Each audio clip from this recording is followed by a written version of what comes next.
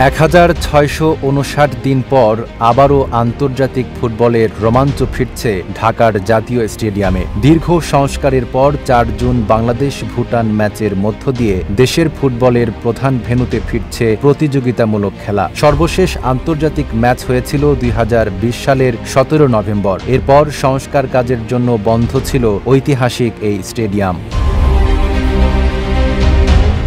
Spanish coach Javier Cabrera ২০২২ সালের জানুয়ারি থেকে বাংলাদেশ জাতীয় দলের দায়িত্বে থাকলেও এই প্রথম তিনি দলকে মাঠে নামাচ্ছেন হোম অব ফুটবল জাতীয় স্টেডিয়ামে। শুধু কোচ নয়, তরুণ তারকা শেখ মোরসালিন, গোলরক্ষক মিতুল মার্মা সহ আরও অনেক ফুটবলারের জন্য এটি হবে জাতীয় স্টেডিয়ামে প্রথম ম্যাচ খেলার অভিজ্ঞতা। সন্ধ্যা ৭টায় শুরু হতে যাওয়া ম্যাচ ঘিরে ফুটবলার, সাংবাদিক এবং দর্শকদের মাঝে বিরাজ করছে উচ্ছ্বাস ও কৌতূহল। সিল্কোর সিল্ক অ্যান্ড শাইন, যাতে আছে আর্গান অয়েল ও ওট প্রোটিনের গুডনেস, যা আপনার চুলকে রাখে হেলদি অ্যান্ড শাইনিং। নতুন রূপে সাজানো স্টেডিয়ামে এবার প্রথমবারের মতো গ্যালারির শেডে বসানো হয়েছে আলো। ফুটবলারের পাশাপাশি ঐতিহাসিক নানা কীর্তির সাক্ষী এই মাঠে এবার শুরু হচ্ছে নতুন এক অধ্যায়।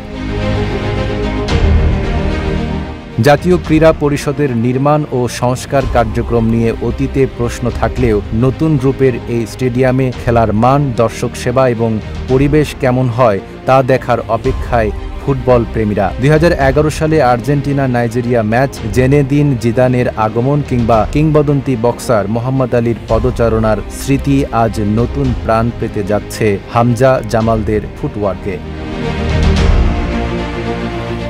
বাংলাদেশ ফুটবল ফেডারেশন বাফুফে ২০২১ সালের পর থেকে কোনো প্রতিযোগিতামূলক ম্যাচ আয়োজন করেনি এই মাঠে। তবে এবার এই মাঠেই ফিরছে দেশের ফুটবলের হারানো গৌরবের আশার আলো। ২০১০ সালের এসএ গেমসে স্বর্ণ জয়ের পর আবারও নতুন ইতিহাস রচনার সুযোগ পাচ্ছে জাতীয় দল।